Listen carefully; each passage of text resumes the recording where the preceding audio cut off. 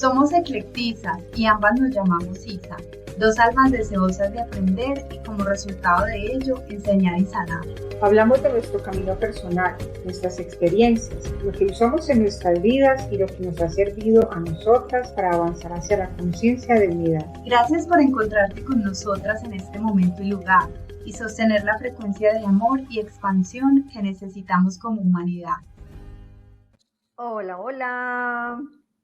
Buenas tardes, porque estoy haciendo un pregrabadito, así que este videito lo verán después de que sea grabado. Se escuchan muchos sonidos del ambiente, así que ahí me perdonan. Entonces vamos a continuar con este maravilloso libro, capítulo 37. Y dice, la tormenta se avecina. Y recuerdan que les dije que si era lo que ustedes pensaban, si es lo que ustedes piensan, si es esa tormenta. Durante las últimas 2 semanas antes de la crucifixión y la resurrección de Yeshua, estuve con él todo el tiempo. Y también durante las semanas siguientes en las que comenzó su proceso de ascensión. Fue un tiempo muy enriquecedor y poderoso, pues todos sentimos profundamente cada posible emoción.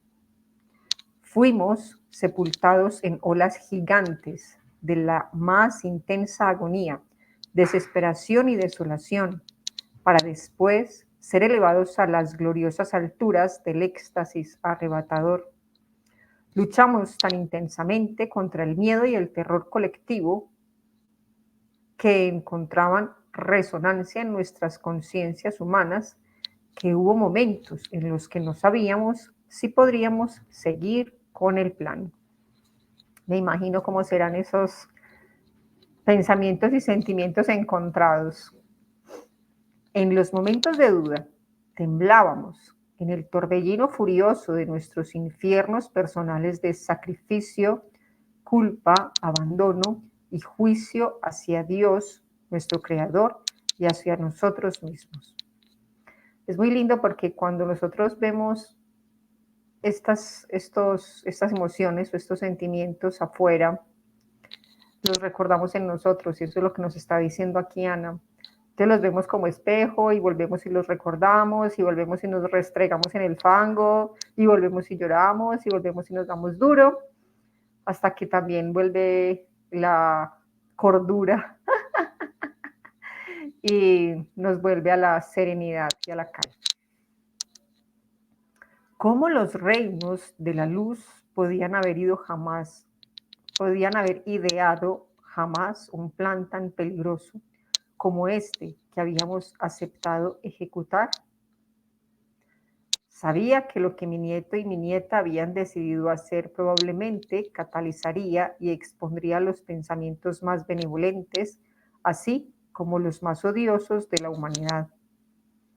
Sabía que todos seríamos puestos a prueba, ya que los extremos de la dualidad, la luz y la oscuridad, la vida y la muerte, serían congregados por igual, de modo que todo lo que alguna vez fue sembrado pudiera ser cosechado y regresado a su fuente como unidad. Estoy tomando tintico. En Colombia tintico es un café. En otros países es un vino, por eso hago la aclaración. Un cafecito oscuro. En estos tiempos tan oscuros, recordé aquellos días tan lejanos antes del nacimiento de Yeshua, cuando caminaba por las laderas quemadas de Galilea, en medio de las cenizas y el polvo agrio y caliente. Me había sentido de manera similar a como me sentía ahora. Oh Dios mío, ¿cómo voy a hacer lo que se requiere de mí? Tales eran mis pensamientos y sentimientos. Al examinar las almas de los discípulos más cercanos a Yeshua, estaba claro que no era yo sola la que pensaba y sentía así. Solo encontraba consuelo cuando calmaba por completo mi mente y contemplaba el mundo desde una perspectiva mucho más elevada. Encontraba paz cuando sentía la calma de Yeshua y su amada María. asegurándonos que todo estaba bien, a pesar de que ellos también experimentaban ambivalencias personales y colectivas.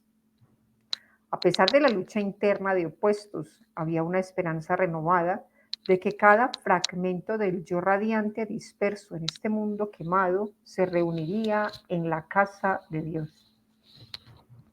Al abrazar totalmente lo que más habíamos temido, juzgado y expulsado fuera de nosotros mismos, ahora teníamos la posibilidad de reunir todo lo que éramos en totalidad y santidad. En la medida en que alineáramos nuestra voluntad con la voluntad divina del Padre, Madre, que conoce el propósito mayor, como veíamos hacer a Yeshua y a María continuamente, también estaba en nosotros la esperanza del mundo. Sin embargo, el peso de la conciencia separada, que se contrae a sí misma con el fin de preservar la ilusión de la dualidad, se desplomaba abrumadoramente sobre nuestros hombros. Nuestro propio sentido de limitación humana y la densidad colectiva con la cual estábamos conectados empáticamente eran como una piedra pesada sobre nuestros corazones. Pues como ves, el corazón del amor divino está abierto para sentir la energía de la emoción que circula por toda la vida. Yeshua nos apartó de las multitudes tanto como pudo durante esos días de intensa preparación. Cada uno de nosotros recibió consejo de Yeshua, según nuestra capacidad de entender y alinear nuestros cuerpos emocional y mental. Para algunos de nosotros, la presión sentida al sumergirnos en el mundo ilusorio del caos fue tan convincente que se ocultó toda la luz del entendimiento. El miedo aumentó en muchos de nosotros debido a la confusión y la desilusión creada por las expectativas preconcebidas de lo que iba a hacer Yeshua como Mesías. Se había profetizado que iba a conquistar a los supuestos enemigos de Jehová. Cuando él siguió insistiendo en que su reino no era de esta tierra, muchos se volvieron ansiosos. Incluso algunos de los discípulos que estaban más cerca de Yeshua comenzaron a murmurar nerviosamente entre ellos. Fue un tiempo terrible y también el más maravilloso. Nosotros, que habíamos pasado por arduas iniciaciones, sabíamos que todo lo que habíamos experimentado en todas nuestras vidas, pasadas, presentes y futuras, se estaba concentrando en este punto de decisión crucial. Permaneceríamos fieles a la luz del Cristo en nosotros. Por eso tratábamos de estar lo más calmados posible, con el fin de recibir respuestas a las preguntas más profundas que surgían de lo más hondo de nuestras almas. Reunimos toda nuestra sabiduría acumulada y reforzamos nuestro valor a través de la comunión constante con Dios. Aquí quiero parar un momentito porque cuando habla de que habíamos pasado por arduas iniciaciones y sabíamos que todo lo que habíamos experimentado en todas nuestras vidas, y explica, pasadas, presentes y futuras, uno como que se cuestiona cómo que se está acordando de vidas futuras. ¿Qué cosas hubiesen podido pasar en vidas futuras? Y resulta que ellos estaban en una sabiduría tan infinita, en una conexión tan fuerte con su yo divino, que ese campo cuántico se puede proyectar al futuro también. Y eso también lo podemos hacer nosotros. Entonces, esa conexión con esa parte divina del futuro, y que nosotros también tenemos diferentes versiones de futuro. Entonces somos nosotros quienes elegimos cuál versión vivir en esta experiencia. A mí me encanta que Ana hable de todas estas cosas porque nos abre la mente, nos abre el corazón, nos abre la conciencia, nos muestra más allá de lo evidente y de todo lo que como seres humanos divinos podemos ser y mucho más. A veces veía temblar los cuerpos de Yeshua y María, El sudor les brotaba profusamente empapando sus ropas, mientras se preparaban en todos los niveles para sentir el flujo colectivo de la energía que circulaba a través de todo el planeta y todas sus formas de vida. Entonces, mientras yo rastreaba sus conciencias y se convertían en una red de luz, extendiéndose como una sola pulsación, viajando en las corrientes de la eternidad hacia los universos más lejanos. Mi nieto y mi nieta se expandían de manera que ambos, al unísono, abrazaban toda la vida hasta convertirla en el yo verdadero e infinito. Su regalo para el mundo era alcanzar y dejar grabada esta conciencia cósmica en los niveles subatómicos, mientras permanecían en un estado encarnado. Esto es como si yo lo estuviera haciendo y sintiendo. O sea, nuevamente me emociono, se me encharcan los ojos, se me eriza la piel, porque esto es algo que sin saber, sin recordarlo, porque yo ya les he contado que este libro me lo he leído varias veces. Es algo que yo hago todas las mañanas y qué emoción tan linda esta conexión con Yeshua y María Magdalena. Al acercarse la semana de Pascua nos fuimos a Betania.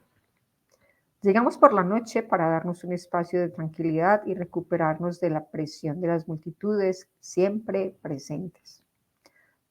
Pasamos allí el sábado y nos preparamos para ir a la ciudad amurallada de Jerusalén al día siguiente. María Magdalena y Mariam estuvieron particularmente atentas a todas las necesidades de Yeshua. María Ana estaba muy callada, retirada y pensativa. A veces Yeshua se acercaba a ella y abrazándola, ponía su cabeza en el regazo de su madre. El pelo largo de María Ana caía alrededor de Yeshua creando un velo de oro brillante, detrás del cual ambos podían llorar y relajarse de la creciente tensión. Imagínense uno saber lo que le espera, porque Yeshua ya sabía que él iba a lo que le iba a suceder, o sea, él ya sabía todo el plan y sabía que iba a ser torturado y que iba a tener que morir en la cruz y tener que seguir la vida, entre comillas, normal, esperando, haciendo todo, puyando, provocando dentro de su plan para que todo esto sucediera de manera perfecta y con esa ambivalencia, con esa dualidad interna, con toda su familia también en ese sufrimiento, porque pues cuando amamos a nuestros seres queridos no queremos que pasen por esas situaciones. Esos debieron ser momentos muy tensos y de mucha madurez, de mucha cordura, de mucha serenidad, de estar ahí muy enraizados, tanto a la tierra y muy anclados al cielo también, de mucho equilibrio. En esos momentos ponía a los más pequeños cerca de mis rodillas, porque sabía que ellos intuían lo que pasaba, sin poder entender la causa de estas circunstancias inusuales. Interiormente escuchaba sus preguntas. ¿Por qué su madre, su abuela y su tía y su padre, su hermano, su primo y su tío estaban tan aprensivos, reservados y llorando tanto? Llevé a mi pecho a los niños asustados, uno por uno, y los tranquilicé con palabras de consuelo y caricias suaves. A la vez que les aseguraba a ellos que todo estaba bien, también se lo aseguraba a mi niña interior. Qué lindo, porque, como les decía al inicio, uno a veces siente esa empatía con esas situaciones y se deja sacar de su centro. Pero también es por las vivencias que han tenido nuestros niños interiores, nuestras niñas interiores. Y cuando nosotros también le damos calma a esa niña interior, a esos niños interiores, todo también vuelve a la calma para nosotros. Ahora hablaré brevemente sobre Judas Iscariote, pues ha sido muy difamado a través del tiempo. Me había dado cuenta en las últimas semanas de que Judas se había vuelto cada vez más nervioso y aprensivo. Se paseaba de arriba a abajo y salía para luego volver a entrar y mirar a la cara de Yeshua buscando reafirmación. A veces Yeshua iba hacia él y lo abrazaba, y Judas rompía en sollozos convulsivos o salía corriendo al jardín gritando: no lo entiendo, no lo entiendo, es muy difícil de soportar, de soportar. Él era el discípulo más emotivo de todos los varones. Aunque había realizado muchas iniciaciones escénicas y era uno de los candidatos con más probabilidades de éxito, al mismo tiempo era el menos preparado para soportar la carga de la función asignada a su alma. Escuchemos eso. Era el menos preparado para soportar la carga de la función asignada a su alma. Volvemos al plan divino, a nuestro plan de alma, a nuestro acuerdo de almas. O sea, él no fue de mala gente, sino que hizo un acuerdo. Él dijo: yo voy a hacer el malo del paseo, hágale. Pero eso lo dijo en un plano espiritual. Hágale, mijo, que yo lo tiro al agua. Ahora voy a compartir un poco sobre la historia y la personalidad de Judas para que puedas comenzar a apreciarlo por cumplir su temida tarea. Judas había pasado la mayor parte de su juventud en Qumran con Juan, hijo de Zacarías. ¿Se acuerdan de quién es Juan, hijo de Zacarías? Juan el Bautista. Su padre, que era viudo, era un hombre muy versado en la ley y educó a sus hijos con una voluntad estoica. El anciano Iscariote, es decir, el papá de Judas, también era lo que tú describirías como un sionista militante. Como uno de los líderes de los celotes de Qumran, cada célula de su ser clamaba por un Mesías político que eliminara a los malditos enemigos de Israel y restaurara las tribus hebreas y el templo de Salomón a su plena gloria. Judas, al igual que su padre, también tenía una mente brillante y un gran deseo de ganar el respeto y el amor de su padre. Como su padre, él también deseaba la liberación de la Tierra Santa. Se dedicó a sus estudios con un rigor determinado y destacó en el estudio de la ley de Moisés. Era un estudioso de historia de la oratoria y el debate, un escriba y un contable de confianza en Qumran y en los almacenes del monte Sinaí. Judas era el tesorero de Yeshua y llevaba cuenta de los fondos que se utilizaban para la compra de alimentos y otros gastos de viaje. Después de la traumática pérdida de su querido héroe, Juan el Bautista, quien fue asesinado por Herodes después de haber humillado públicamente al déspota por su comportamiento lascivo e inmoral, Judas se convirtió en uno de los mensajeros de la vanguardia de Yeshua, a quien defendía aún a riesgo de su propia vida. Disfrutaba enormemente de ser uno de los precursores de Yeshua, preparando a las aldeas del camino para la llegada de su nuevo paladín mesiánico. Pocos conocían la naturaleza interior de Judas, sus inquietudes, su necesidad de reconocimiento, en especial de su padre, y su sensibilidad por las cosas bellas. Pocos leyeron o escucharon sus salmos, poemas y discursos elocuentes. Había alguien, sin embargo, que había ganado su confianza durante su juventud y temprana adultez. En los años en que María Magdalena visitó Qumran, se convirtieron en amigos para siempre. Judas veía a María como una hermana mayor en quien encontraba un santuario de paz.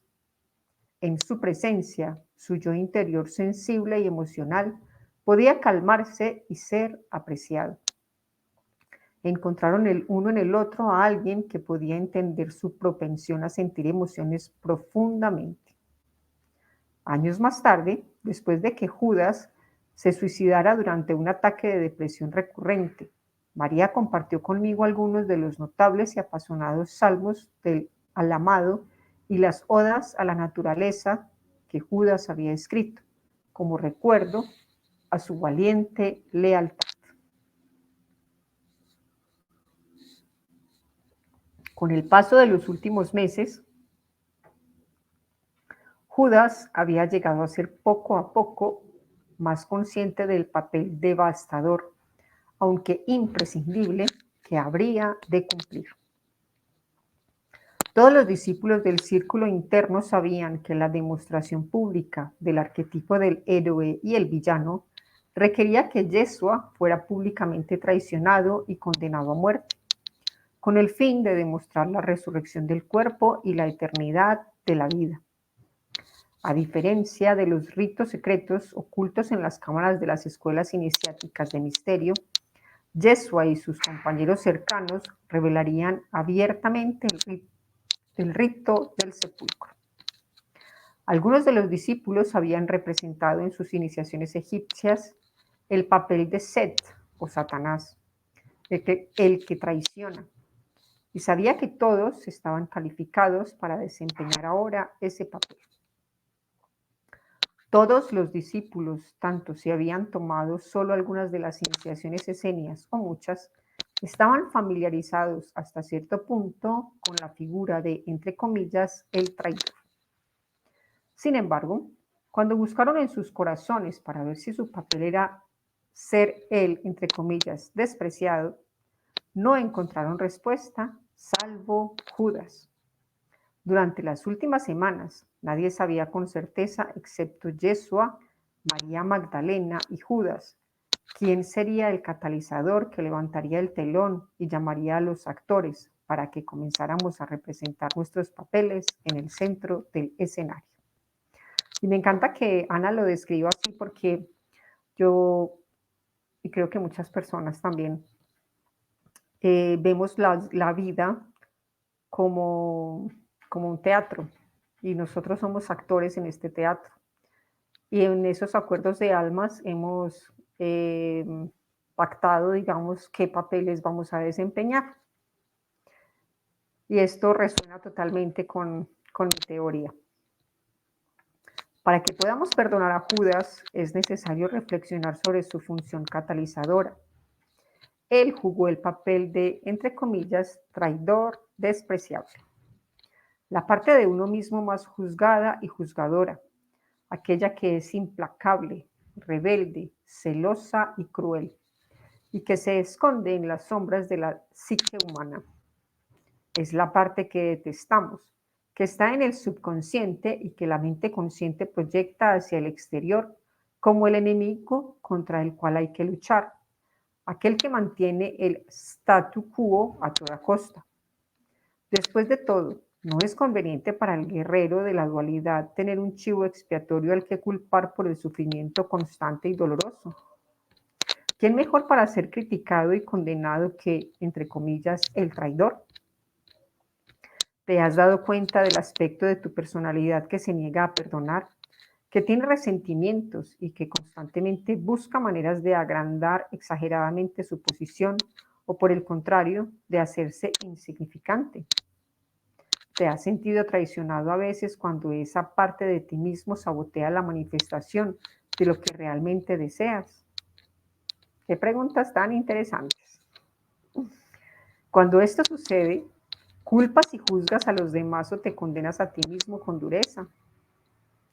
No resulta cómodo hacerse estas preguntas a uno mismo. Sin embargo, para obtener autodominio y para entender la iniciación de la crucifixión por la que es posible que estés pasando ahora, este tipo de preguntas son necesarias. Entonces, es posible asumir la responsabilidad de tus pensamientos y emociones como tu propia creación. Esta es la verdad detrás del dicho de la escuela de misterio. Conócete a ti mismo. Cada uno de nosotros tiene un sistema perfecto de guía interior y una capacidad inherente para amar y expandir la conciencia. Cuando ignoramos o nos rebelamos contra la intuición, los instintos, el sentido común y la sabiduría, en verdad nos traicionamos a nosotros mismos y al Creador. Desde una perspectiva más amplia, el alma superior o yo superior guía la pureza de intención del corazón para que sea inofensiva y evalúa la preparación del alma para pasar a niveles avanzados de poder interior.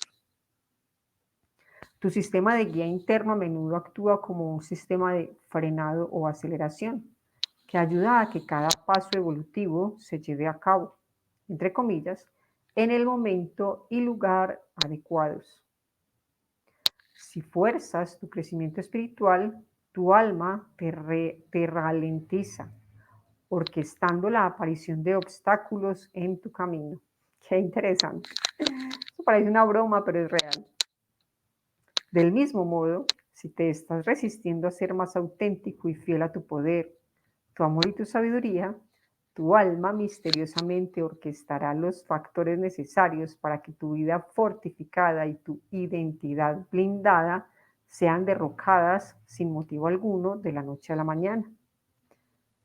Esto es como que me estuvieran dando una revelación. Me empiezan a caer fichas, mejor dicho, muros. Empiezo a comprender cosas.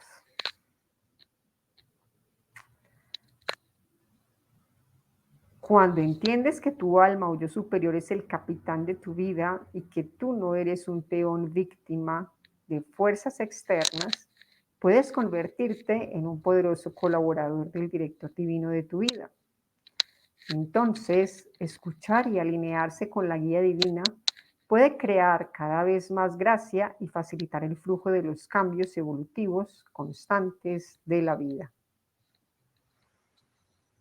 Cuando sea el momento de las expansiones transformadoras de la crucifixión y la resurrección, serás retado a revisar tus apegos a creencias, relaciones y posesiones. Todo lo que te limita saldrá a la luz para que lo revises. Cuando tu identidad limitada y tu mundo se estén cayendo a pedazos, puedes sentirte traicionado o, por el contrario, puedes comenzar a darte cuenta de que tu alma te está liberando.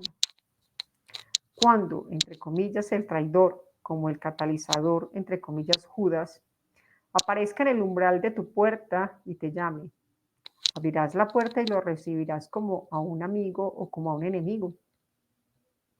Ya nos toca abrazarlo y decirle bienvenido, Judas de mi corazón. Te estaba esperando. Yeshua reconoció y dio la bienvenida a Judas Iscariote como, entre comillas, al amigo poco comprendido. Ahora te recuerdo, mi querido amigo, que esta interpretación que a menudo va en contra de la tradición aceptada, va unida a tu responsabilidad de discernir lo que aceptas como verdadero y cómo vas a utilizar esta información en tu vida. Sin dudarlo, recibes solo lo que tu ser te dice que está alineado con el crecimiento y la evolución de tu alma. Y no juzgues el resto. Pon el resto a un lado y tal vez, retomando mi historia, en un futuro es posible que encuentres que las palabras, entre comillas, blasfemas y heréticas de Ana ahora tienen valor para ti. He venido ahora en respuesta a nuestra llamada mutua para revelar muchas cosas que se han tapado y escondido. Asimismo, deseo que te reveles a ti mismo y recuerdes quién eres. Y que estés cada vez más cómodo, relajado y vulnerable a los cambios evolutivos inevitables de tu alma durante el fortalecimiento interior que se da a través de la revelación de uno mismo. No hay necesidad de sufrimiento durante las, entre comillas, contracciones de parto, de la crucifixión. Cuando tu atención está en el verdadero yo de la oruga, que alza el vuelo convertida en mariposa. ¡Amén! Me encanta. Bueno, hasta aquí llegó nuestro capítulo 37.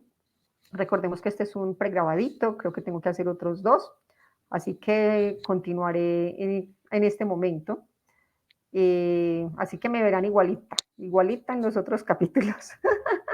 Por ahora voy a grabar el 38, si me da tiempo grabo el 39 y si no, pues lo postergo. Pero van a ser pregrabaditos, por lo que ya les había dicho, estamos en festividades familiares, en las noches tenemos compromisos. Entonces, pues yo sigo con esta maravillosa responsabilidad y que me encanta compartir con tanto amor estas lecturas. Besitos, abrazos eclectizantes, nos vemos pronto. ¡Chao! Que el camino salga a tu encuentro. Que el viento te sople siempre de espaldas. Que el sol brille cálido sobre tu rostro. Que la lluvia descienda mansa sobre tus campos y hasta que volvamos a encontrarnos. Que Dios te sostenga suavemente en la palma de su mano.